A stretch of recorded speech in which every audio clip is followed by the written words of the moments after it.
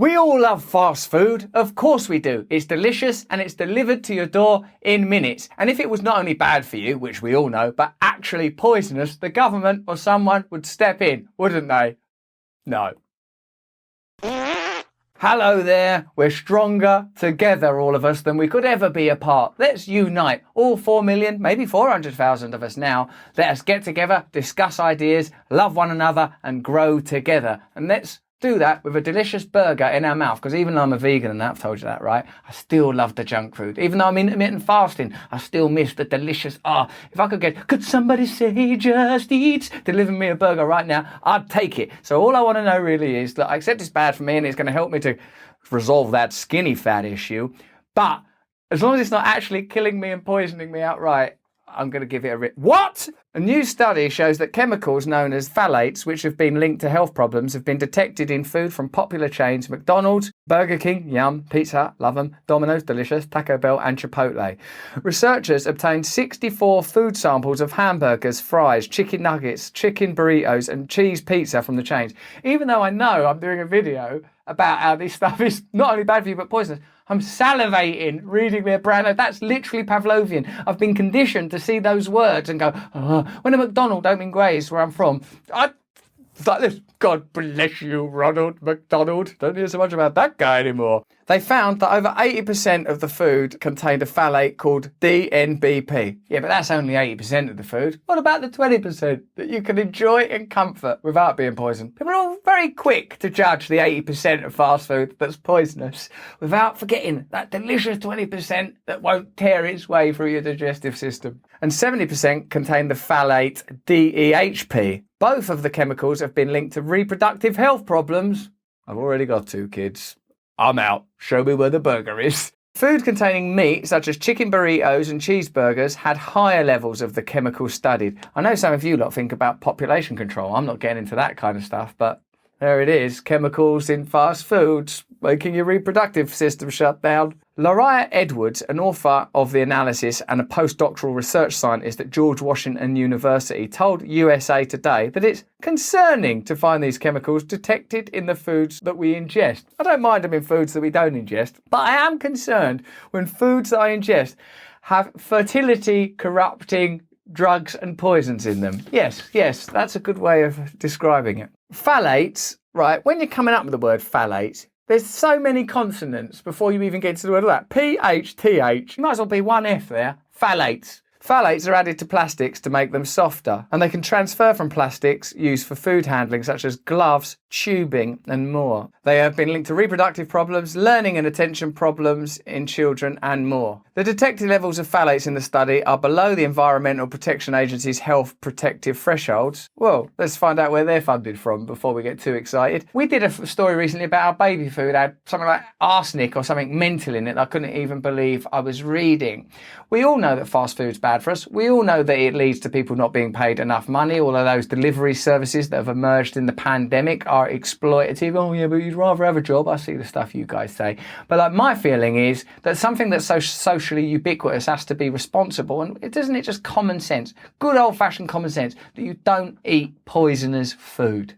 USA Today reached out to the 6 restaurants cited in the research for comment. Larry Lynch, a senior vice president at the National Restaurant Association, accused the study of being a bought and... Larry Lynch. Listen, I'm Larry Lynch.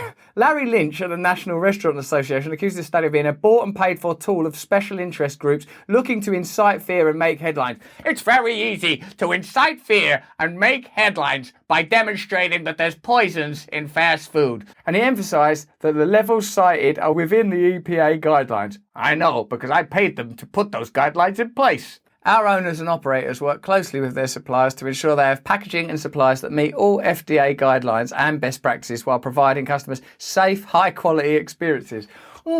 This is a safe, high-quality experience. Oh dear. Like, it being safe, that's the minimum. But like a high quality, it's where, ooh, look at that. They've gone to try to put a gherkin in there and a bit of ketchup in my, oh yeah, this is high quality. I can feel the radiant light of God rushing through me as I eat this disgusting poisonous crap. The research notes that the substances being detected in common fast food items is especially concerning for, will it be billionaires? Will it be the ultra rich? Will it be the powerful elites that run the world? Low-income individuals. Oh, what a coincidence. Edwards noted that the food tested by researchers only came from one city and the analysis does not focus on different kinds of restaurants. But she explained the research could reflect an industry-wide problem because fast food restaurants can process and handle their foods all very similarly. The Food and Drug Administration, in a statement to the Washington Post, said that it will review the study. We're going to be reviewing this study. Does anyone want to make any donations to the FDA while we're reviewing it? Does anyone want to help us? Oh, Jesus, take the money, take the money. This study is inaccurate. Carry on with your poisonous buns. Although the FDA has high safety standards, as new scientific information becomes available, we reevaluate our safety assessments, said an FDA spokesperson. Reassuring stuff there for anyone who knows anything about the FDA and how it's funded. Last year, the food and beverage industry donated over $27 million to 77 government clients, lobbied through 384 lobbyists, 70% of which were former government employees. Whoa, let me break this down because I can't even track how corrupt that is because every word is a new bit. Last year, so this is only 1 year, the food and beverage industry donated over $27 million to 77 government clients, lobbied through 386 lobbies. How can you get anything else done? Your whole time you've got lobbies around your head like a swarm of bees. How are you going to go, oh, there's people getting run over. Should we do something about this health pandemic? No, there's just lobbyists on you. 70% of which were former government employees. That's like a clusterfuck curry of corruption. Every angle you look at it, the amount of money, the lobbyists, what the lobbyists have done, it's just total slime in every single direction. But there is nothing that can be done. That's the best of all possible government alternatives for you. Jason Iliano at Cambridge University writes, for more than a century, the Food and Drug Administration has claimed to protect public health. During that time, it's actually been placing corporate profits above consumer safety. Not the Food and Drug Administration, those bastions, that kite mark of quality, that golden seal of approval. No, say day is night, say black is white, but please don't tell me that the FDA can't be relied upon to adjudicate safe food and pharmaceuticals coming from the very industries that fund them. My little heart can't take it. Probably because I eat quite a lot of fast food. Nowhere is this corruption more evident than in the approval of artificial sweeteners. FDA leaders close ties to the very industry they were supposed to be regulating present a startling picture, ignoring warnings from both independent scientists and their own review panels. Sir, I'm an independent scientist. You must get out of my way. Get out of my way. Well, we're a review panel that you funded. Get the fuck out of my sight. They're ignoring everybody. The FDA decision makers let greed guide their actions. There's an independent scientist here. We don't think you should do it. There's a panel that we've paid for here. Please, sir, think again. But here, there's naked greed. And what do you say, naked greed? I say, fuck 'em. I'm going to go with greed. They approved carcinogenic sweeteners. Let's just look up what carcinogenic means, because it might not be that bad. Causes cancer. Oh, carcinogenic sweeteners such as saccharin, aspartame, and sucralose, while simultaneously banning the natural herb stevia because it would cut into industry profits.